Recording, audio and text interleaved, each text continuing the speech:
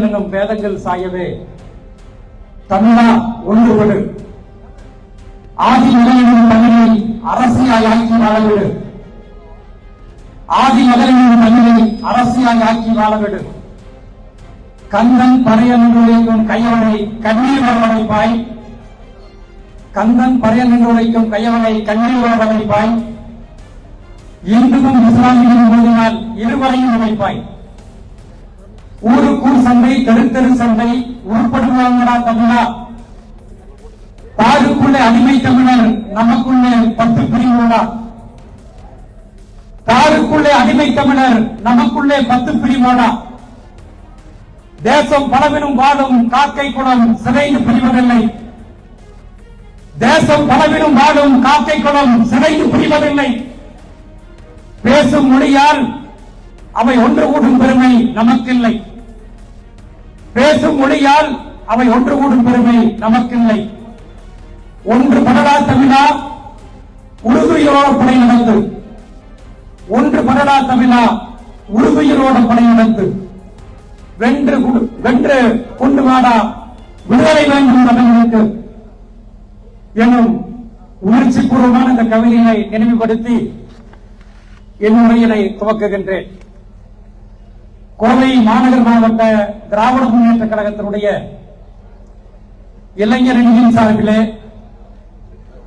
இந்தி திணிப்பு, நிதி பகிர்வில் பாரபட்சம், தொகுதி மறுசீரமைப்பில் அநீதி உள்ளிட்ட பல்வேறு பிரச்சனைகளுக்காக பாசிச வெறிபிடித்த பாஜக அரசனை கண்டித்து, ஒன்றிய அரசை கண்டித்து நடைபெறுகின்ற இந்த மாபெரும் கூட்டத்திற்கு தலைமை பொறுப்பினை ஏற்று மிகச் சிறப்பான முறையில் நடத்தி கொண்டிருக்கக்கூடிய கோவை மாநகர் மாவட்ட கழகத்தினுடைய இளைஞரணியினுடைய அமைப்பாளர், மிகச்சிறந்த செயல் வீரர், என்னுடைய அன்பிற்கினிய தம்பி இரா தனபால் அவர்களே, வரவேற்புரை நிகழ்த்தியிருக்கக்கூடிய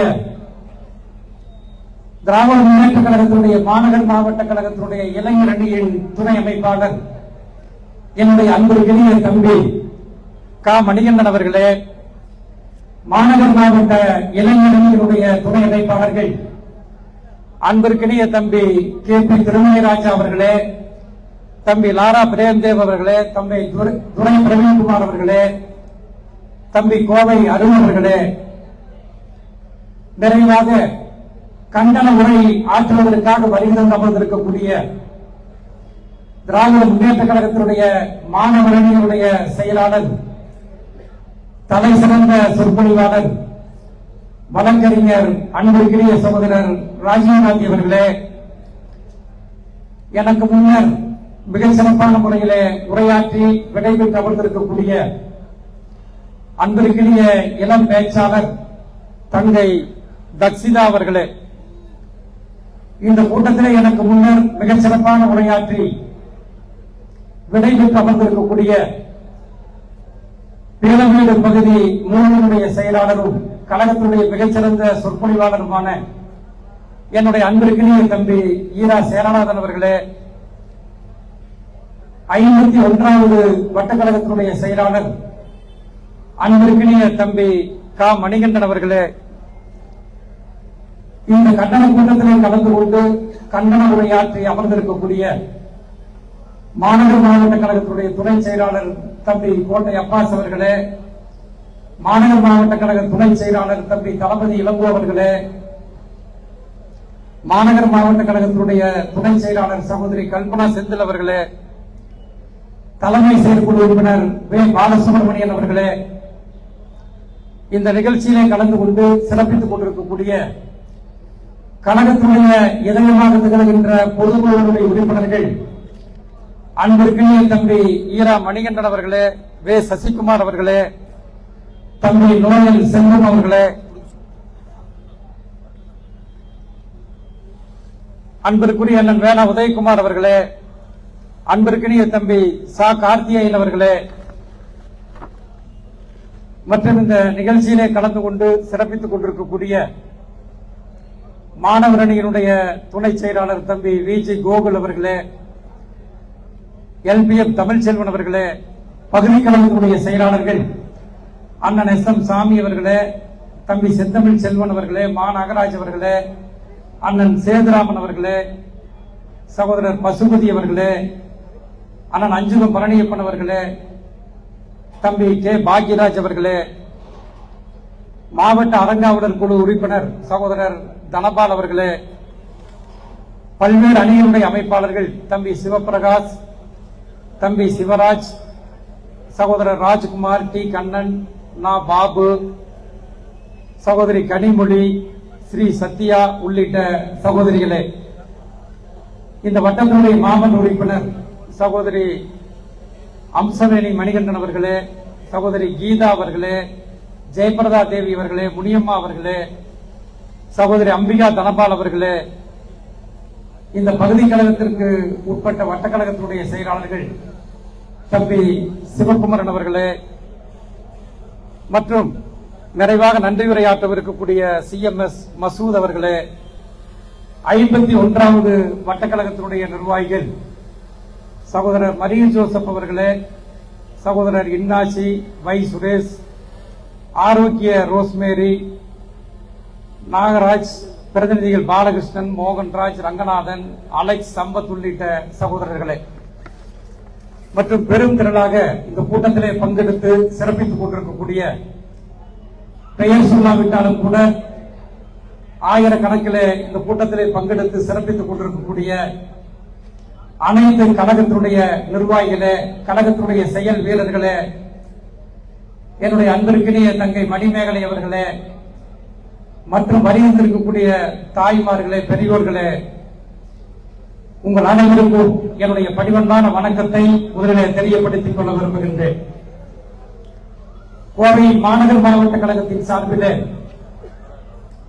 திராவிட முன்னேற்ற கழகத்தினுடைய தலைவர், மாண்புமிகு திராவிட மாடல் அரசுடைய முதலமைச்சர், அன்பு தலைவர் தளபதியினுடைய ஆணை இணங்க மாண்புமிகு தமிழ்நாட்டுடைய துணை முதலமைச்சர், இளைஞர்களின் எழுச்சி நாயகன், இளைஞர் சமுதாயத்துடைய இதய ஏந்தல், திராவிட பேரியக்கத்துடைய இளைய தலைவர், அன்பிற்கினிய நம்முடைய மாண்புமிகு துணை முதலமைச்சர், கழக இளைஞரணி செயலாளர் உதயநிதி ஸ்டாலின் அவருடைய வழிகாட்டுதலில் நம்முடைய மாவட்டத்தினுடைய பொறுப்பு அமைச்சர், தமிழ்நாடு மின்சார வாரியம் மற்றும் மதுவிலக்கு ஆயத்தீர்வுத்துறை அமைச்சர், நம்முடைய அன்புக்குரிய அமைச்சர் செந்தில் பாலாஜி அவருடைய வழிகாட்டுதல்ல இந்த கூட்டம் மாநகர் மாவட்ட கழகத்தின் சார்பில், இளைஞர்களின் சார்பிலே மிகச் சிறப்பான முறையில் நடைபெற்றுக் கொண்டிருக்கிறது.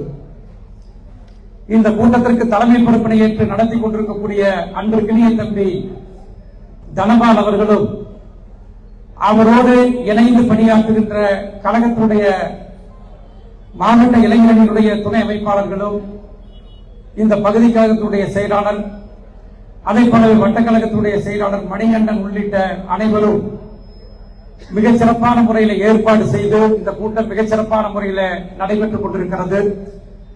இந்த கூட்டத்தை ஒருங்கிணைத்து மிகச் சிறப்பான முறையில் நடத்தி கொண்டிருக்கக்கூடிய அனைத்து இளைஞர்களுடைய நிர்வாகிகளுக்கும் மாநகர் மாவட்ட கழகத்தின் சார்பில் என்னுடைய வாழ்த்துக்களையும் பாராட்டுகளையும் அன்பு தம்பிகளுக்கு நான் தெரிவித்துக் கொள்கின்றேன்.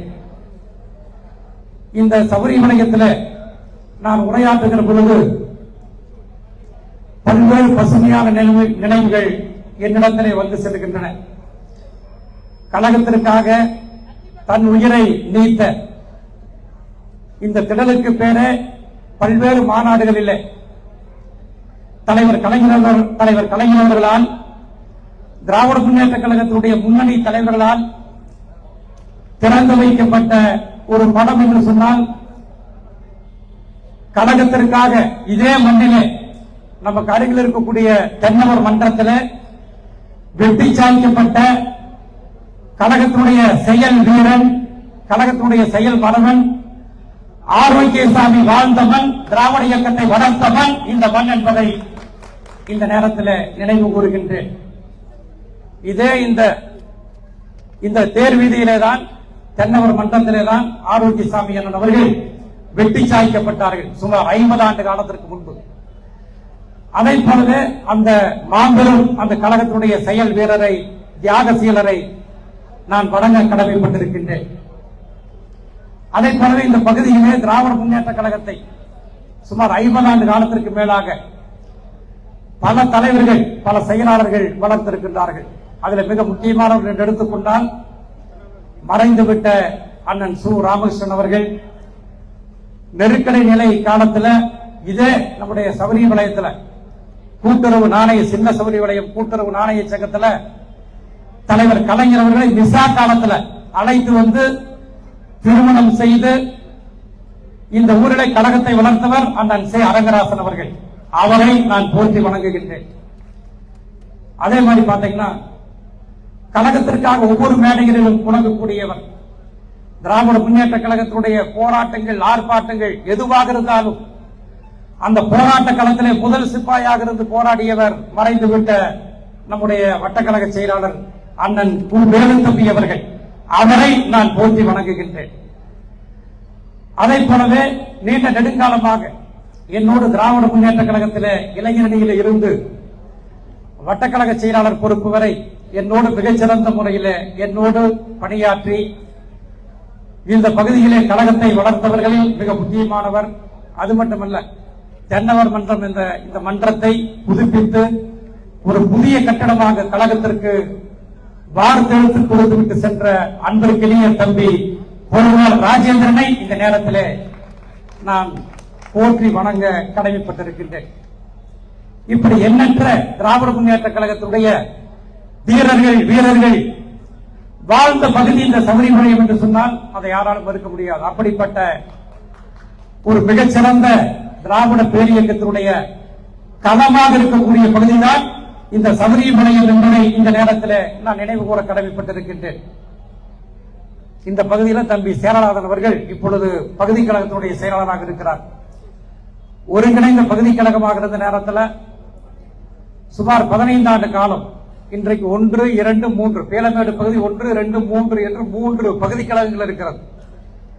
இந்த 3 பகுதி கழகங்களையும் இணைத்து ஒரே பகுதி கழகமாக 10 வட்டங்களுக்கு பகுதி கழகத்தினுடைய செயலாளராக 15 ஆண்டு காலம் நானே பணியாற்றி இருக்கின்றேன். இந்த பகுதி கழகத்தில் அன்றைய காலகட்டத்தில் 300க்கும் மேற்பட்ட பொதுக்கூட்டங்கள் இந்த பகுதி கழகங்களில் நான் நடத்தி இருக்கின்றேன்.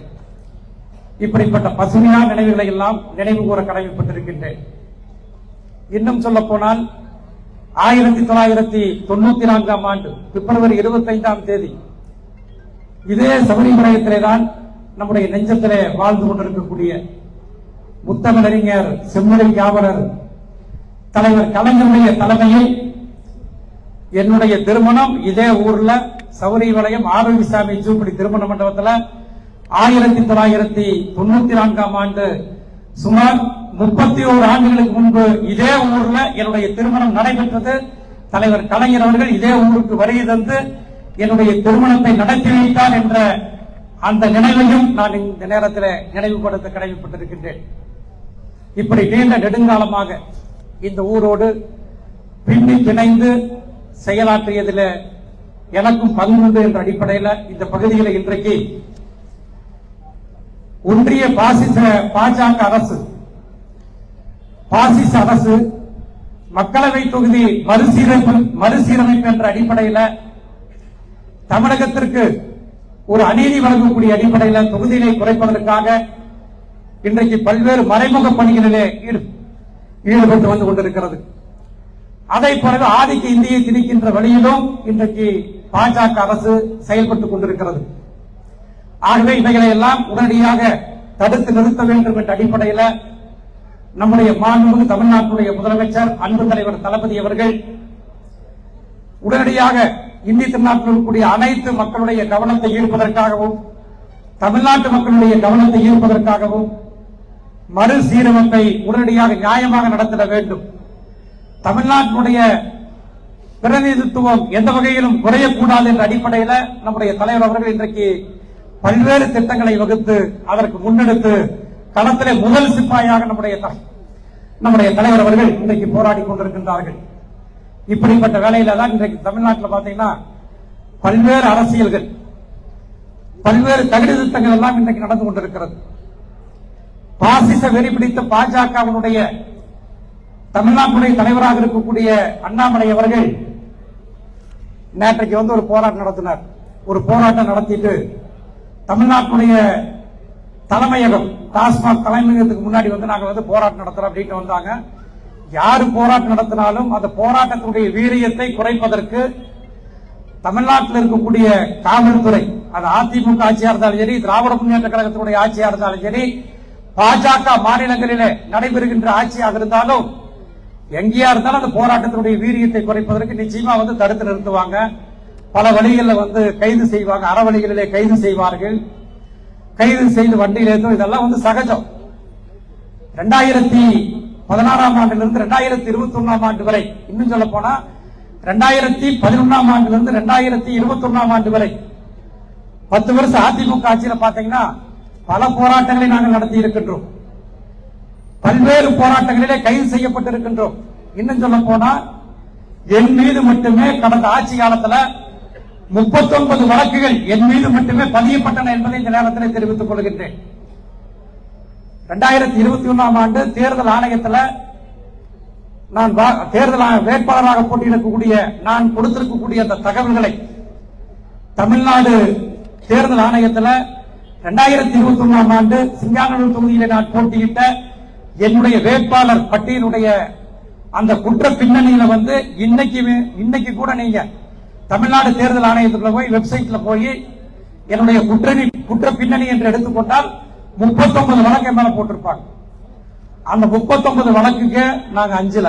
இன்னும் சொல்ல போனா தலைவர் தளபதி அவர்களை பற்றி மிக மிக மோசமான வார்த்தைகளை இட்டுக்கட்டி பல்வேறு பொய் செய்திகளை பாசிச பாஜகவுடைய பொய் வித்தகர் அண்ணாமலை பேசிக் கொண்டிருக்கிறார்.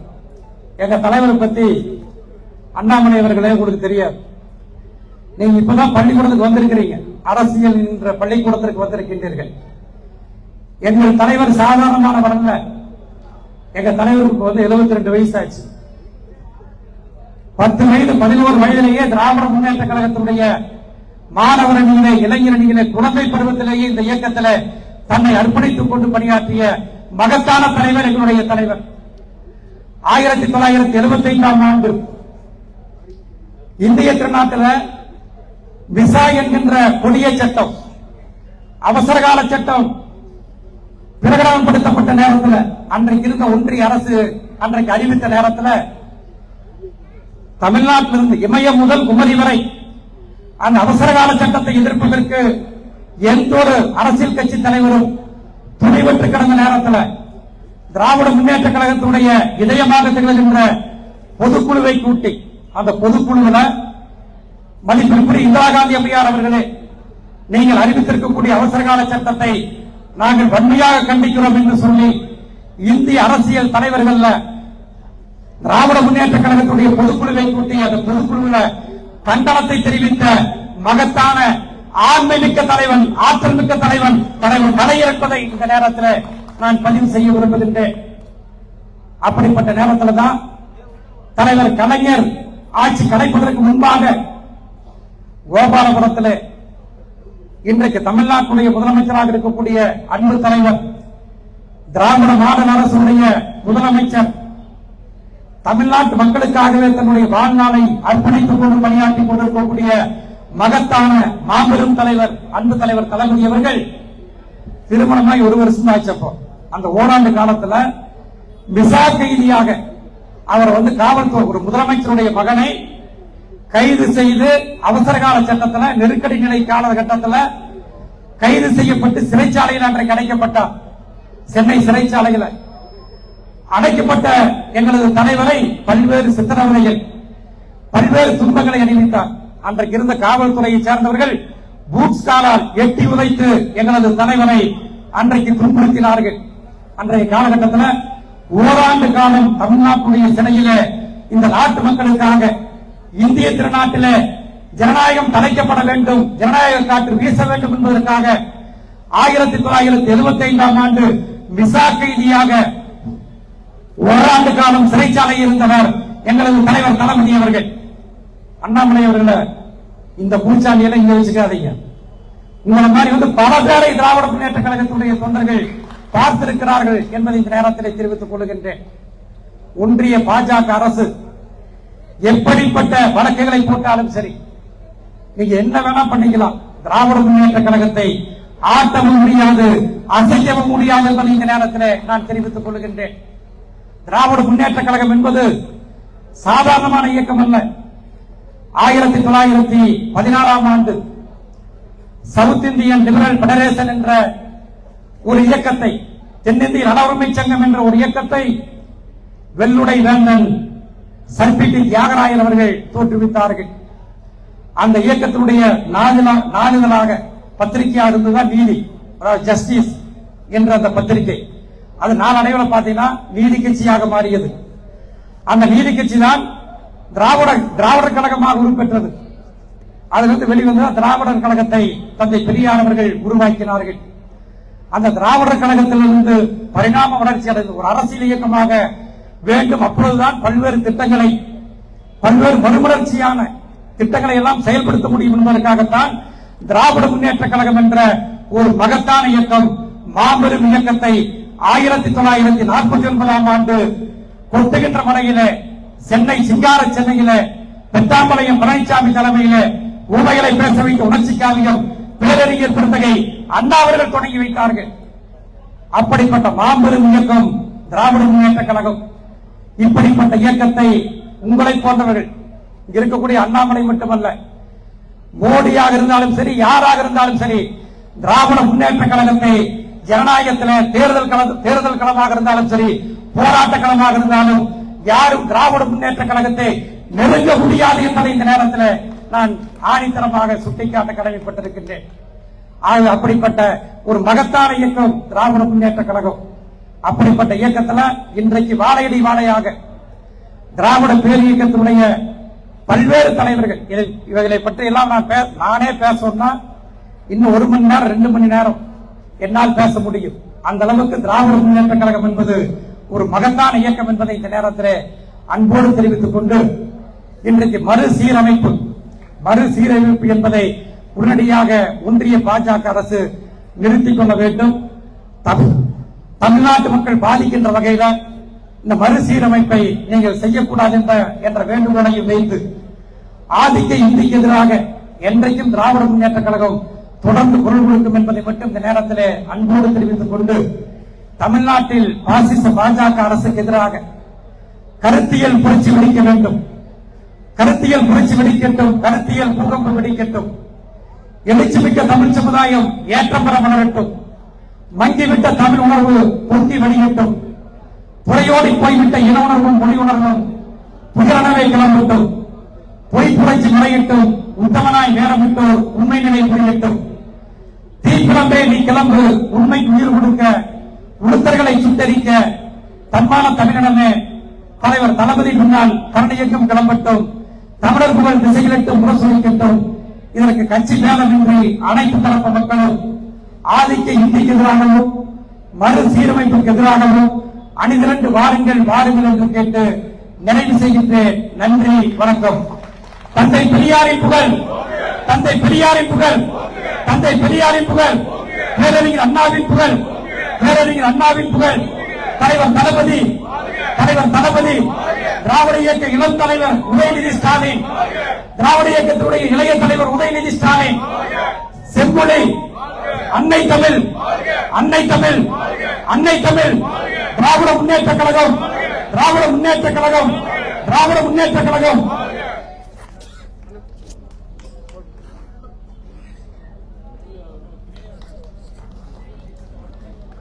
அடுத்தபடியாக பேச இருக்கும் நிகழ்ச்சி பேச்சாளர் மாநில அமைப்பாளர்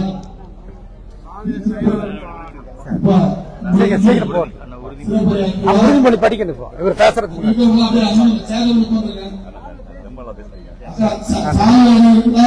பேசி முடிச்சு போடுங்க. சைலண்ட் அப்படியே உட்காந்துருங்க.